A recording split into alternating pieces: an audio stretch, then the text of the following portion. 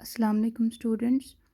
तो अपना topic continue करते हुए that is live stock housing system part second, जिसमें हम क्या पढ़ रहे हैं, डिफरेंट डिफरेंट सेक्शंस पढ़ रहे हैं एक डेयरी फार्म में क्या क्या होता है। ठीक है, जैसा हमने लास्ट पढ़ा था वैलोइंग टैंक, ये वो वाटर टैंक होता है जहाँ पे क्या करते हैं हम बफेलोज़ को देते हैं, वो बात करते हैं उधर, और समर्स में एक कंफर्ट जोन में अच्छा फील करने के लिए वो वहाँ पे बफेलोज़ को वहाँ पे रखते हैं। ठीक है, तो ये था हमारा वेलोइंग टैंक। ये टैंक भी हर एक डेयरी फार्म में होना चाहिए। उसके बाद moving towards the next that is milk house, ये रिसीविंग रूम। ठीक है, मिल्क हाउस जो होता है ये वो वाला पार्ट होता है, वो वाला पोर्शन या सेक्शन कह सकते हैं हम, होता है डेयरी फार्म का, जहाँ क्या करते हैं, जहाँ पे मिल्क को जमा किया जाता है। जो भी हमें इन काउस से मिल्किंग पार्लर जो हमने पढ़ा था, जहाँ से हम मिल्क लेते हैं काउस से, तो वही मिल्क अब इस दूध का हमें क्या करना है, इस दूध को हमें एक जगह पे रखना है, पहले वहाँ जमा करना है, वेह करना है, स्टोर करना है, कैंस में स्टोर रखना है। ठीक है ना, ताकि क्या करते हैं फिर इसी को फर्दर मार्केटिंग के लिए यूज़ करते हैं, बेचते हैं ना डिफरेंट पार्ट्स में ऐसे। तो इस दूध से क्या करते हैं, चीज़ भी बनाते हैं, बटर भी बनाते हैं, और इस दूध एज ए लिक्विड फॉर्म में भी डायरेक्ट बेचते हैं। ठीक है, तो मिल्क हाउस होना चाहिए डेयरी फार्म में, तो जहाँ से फ्री फर्दर हम मार्केट की ओर सप्लाई करते हैं। ठीक है ना, मिल्क जो रिसीविंग रूम होता है इसका डायमेंशन यहाँ पे मेंशन किया गया है कितना होना चाहिए। और जो मिल्किंग पार्लर है, मिल्किंग पार्लर कौन सा पोर्शन हो गया, जहाँ हर एक गाय का अलग अलग सेक्शन होता है, जिसमें हर एक गाय को खड़ा रखा जाता है और मिल्किंग प्रोसेस की जाती है। ठीक है, तो मिल्किंग पार्लर के बिल्कुल ही साथ कौन सा रूम होना चाहिए, मिल्किंग हाउस, जहाँ पे अब तो दूध निकाला ना कैंस में भर के, यही फिर सप्लाई करते एक जगह वहाँ पे जमा रखते हैं, जहाँ पे कुछ कैंस को मार्केट में बेचते हैं, कुछ कैंस को फर्दर प्लांट्स पे किसी अदर फैक्ट्रीज पे पहुँचाया जाता है अदर प्रोसेस करने के लिए। ठीक है, तो ये हो गया मिल्क हाउस। इसके बाद आता है बल्क मिल्क रूम। बल्क हो गया बहुत ज़्यादा क्वांटिटी में, वो वाला मिल्क रूम जहाँ पे दूध ज़्यादा क्वांटिटी में प्रेजेंट होगा। ठीक है ना, मिल्क हाउस हो गया जहाँ पे कैंस में हमने जमा किया और डायरेक्ट फर्दर सप्लाई के लिए भेजा। बल्क मिल्क रूम हो गया, ये एक लार्ज डेयरी फार्म में होना चाहिए, सेपरेट मिल्क रूम होना चाहिए। ठीक है, जिसका एरिया यहाँ पे मेंशन किया गया है। तो वहाँ पे जब हमें मिल्क मिलता है तो वो ज़्यादा क्वांटिटी में होता है, मिल्क कैंस जो होते हैं वो ज़्यादा क्वांटिटी में होते हैं। ठीक है, तो इस सब दूध को एक ये जो सब दूध मिल्क के कैंस होते हैं, इनको क्या किया जाता है, एक टैंक में डाला जाता है, जिसका टेम्परेचर लगभग 4 to 5 डिग्री से कम होता है। ठीक है ना, टैंक में क्यों डाला जाता है, ताकि इसको स्पॉइलेज यानी ख़राब होने से बचाया जाए। ठीक है, वहाँ पे एक प्रॉपर सूटेबल टेम्परेचर मेंटेन किया जाता है और इस दूध को वहाँ पे स्टोर किया जाता है। तो वो हो गया बल्क मिल्क रूम। देखो, ये टैंक है, यहाँ पे इमेज में दिखाया गया है, इमेज 4.16 बल्क मिल्क रूम, जिसमें मिल्क को कलेक्ट किया जाता है, स्टोर किया जाता है। ठीक है, okay. After that comes the implements and workshop shed. ठीक है, इम्प्लीमेंट्स एंड वर्कशॉप शेड यानी कि जो भी हमें कोई भी इम्प्लीमेंट ज़रूरत पड़ता है डेयरी फार्म में, वर्कशॉप शेड होता है, जहाँ पे लगभग इस सेक्शन में क्या किया जाता है, इस एरिया में ट्रैक्टर्स वगैरह, ट्रिलर्स एक्सेट्रा, जो भी चीज़ें हमें लगती है एक फार्म में, वो सब वहाँ पे स्टोर की जाती हैं। ठीक है ना, ये शेड ज़रूरी होना चाहिए, जहाँ पे जो भी हमें इक्विपमेंट्स लगते हैं, इम्प्लीमेंट्स लगते हैं, ट्रैक्टर्स वगैरह, ठीक है ना, तो वो वहाँ पे रखे जाए। ठीक है, बोलते हैं विड्थ जो होती है शेड की वो लगभग 8 मीटर तक की होनी चाहिए। तो ये है फोटोग्राफ ऑफ इम्प्लीमेंट शेड, ये है वो शेड, देखो कितना बड़ा शेड है। यहाँ तो बड़े बड़े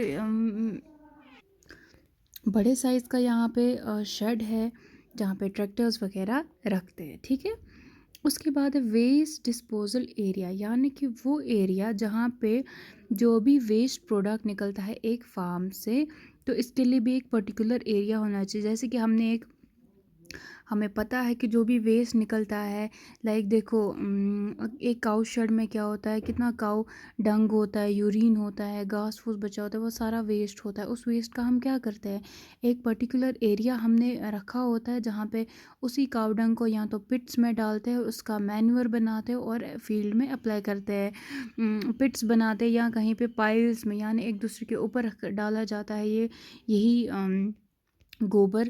इसको हम मैन्योर एज फर्टिलाइज़र एज खाद यूज़ करते हैं और फिर वो लैंड पे डाला जाता है। या तो हम जो ये वेस्ट निकलता है इसका वर्मी कंपोस्ट बनाते हैं, लाइक वर्म्स का इस्तेमाल करके इसी को हम ऑर्गेनिक मैटर बनाते हैं और वो कहाँ पे एज मैन्योर यूज़ करते हैं अपने फील्ड पे।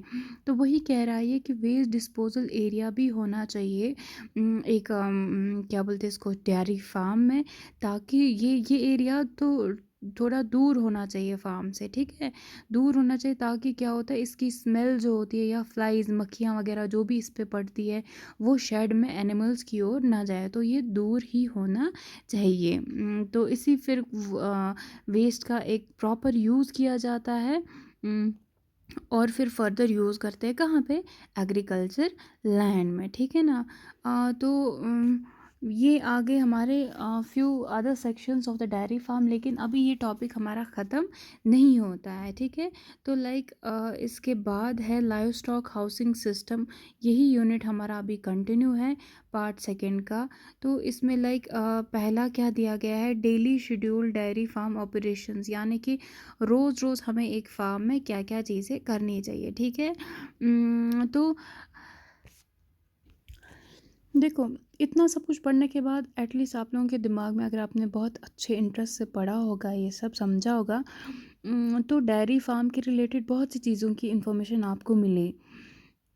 एनिमल्स के बारे में हमने पढ़ा, कौन कौन से सेक्शंस होते हैं एक फ़ार्म में, हमें फ़ार्म कैसे बनाना चाहिए, किस तरीके के घर बनाने चाहिए एनिमल्स के लिए, है ना। तो होपफुली ये अब आपको थोड़ा इसका आइडिया लग गया होगा। देखो, अब यहाँ पे बोल रहा है कि हमें पता है कि डेयरी फार्म में रोज़ डिफरेंट डिफरेंट एक्टिविटीज़ होती रहती है ना। तो क्या होता है कि देखो मैं आपको समझाऊँ, हमारे घर में भी रोज़ एक्टिविटी होती रहती है, सेम एक्टिविटीज़ होती रहती है, लाइक हम सुबह उठते हैं, ब्रेकफास्ट करते हैं, फिर साफ़ सफाई होती है घर की, लंच वगैरह, यानी कि ये चीज़ें जो ये डेली बेसिस पे होता रहता है। अब आप यही चीज़ रिलेट करो एक डेयरी फार्म के साथ, वहाँ पे भी रोज़ सेम एक्टिविटीज़ होती रहती है, लाइक हमें क्या करना है, डेयरी फार्म में जो लेबर्स होते हैं उनको सफाई करनी है, एनिमल्स को धोना है, एनिमल्स को फीड देना है, दूध लेना है, वही दूध को सप्लाई करना है ना। तो बहुत सारी एक्टिविटीज़ है जो एक दिन में पूरी होनी चाहिए ही चाहिए। तो क्या होता है, इसीलिए हमें एक प्रॉपर शेड्यूल, प्रॉपर टाइमिंग रखनी है, ताकि हम ये सारी चीज़ें जो है एक दिन में कर सके, एक दिन में ही करनी ज़रूरी है।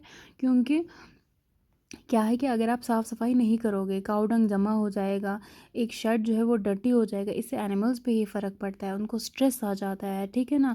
तो उनमें थोड़ा नेगेटिव ये रिस्पॉन्स मिलता है उनसे, ठीक है। तो हमें साफ़ सफाई रखनी चाहिए रोज़ ही। तो इसीलिए यहाँ पे एक शेड्यूल बताया है एक डेयरी फार्म ऑपरेट, यानी डिफरेंट डिफरेंट चीज़ों के लिए हमें किस तरीके का एक शेड्यूल रखना चाहिए। लाइक आपको स्कूल में क्लासेस होती है, ठीक है, सारे सब्जेक्ट्स आपको कवर करने हैं, दिन में करने ही करने हैं। तो इसलिए हम क्या करते हैं, हम टाइम शेड्यूल करते हैं, हम एक टाइम टेबल बनाते हैं कि इस टाइम में आपको ये सब्जेक्ट पढ़ना है, इस टाइम में ये, है ना, ताकि एक दिन में जो हमारा ज़रूरी वो सब्जेक्ट्स क्लियर करने हैं वो करने ही करने हैं। तो same is the case with the dairy farm, यानी अगर हमने काम जो दिन में होने ही चाहिए उसके लिए एक particular timing, particular time table, particular schedule रखना है। तो यहाँ पे एक टेबल बताया गया है, देखो अप्रॉक्सीमेट टाइम, कितने घंटे तक के लिए हमें क्या क्या चीज़ें करनी चाहिए, ठीक है। फार्मर देख, सबसे पहले रखा है कि दूध जो एनिमल्स देते हैं उनको दोना, उसके लिए कितना टाइम, ठीक है, कितने आवर्स, ठीक है। उसके बाद फीड करना, उसके बाद ये जो मिल्क हमें मिला इसको डिलीवर करना, ठीक है ना। मिल्क के यूटेंसिल्स धोना, ठीक है ना, काउ शेड्स धोना, फार्म को साफ़ करना, बीमार जानवरों को अलग रखना, ठीक है ना। देखना कि कौन जानवर हीट में है कौन नहीं है, ठीक है ना। जो हमारे काउज़ वगैरह होते हैं उनको उनकी साफ़ सफाई करना, फीड देना, तो ये सारा इस टेबल में मेंशन किया गया है। तो आप सब इस टेबल को एक एक करके अच्छे से पढ़ेंगे और देखेंगे कि कौन कौन सी फार्म ऑपरेशंस होती है, यानी कौन कौन सी एक्टिविटीज़ होती है जो ये लेबर्स करते हैं दिन में और किस टाइम के हिसाब से करते हैं, ठीक है ना। हाँ, तो ये यही टेबल है, लाइक क्लीनिंग और नाइट ड्यूटी भी रखते हैं, दूध डिलीवर करना, जहाँ पे ये काउस वगैरह रहते हैं उसकी साफ़ सफाई करना, सुबह का मिल्क कब मिल्किंग करनी है, सुबह हमें किस टाइम दूध लेना है, शाम को किस टाइम दूध लेना है, ठीक है ना। तो ये सारा आ गया इसी टेबल में। तो यहाँ पे सिर्फ था कि किस तरीके से हमें एक पर्टिकुलर स्टेप बाय स्टेप वो चीज़ें करनी है जो एक दिन में होनी चाहिए। तो होपफुली आपको समझ आ गया होगा। इंशाल्लाह हम कल इसी टॉपिक को कंटिन्यू करेंगे।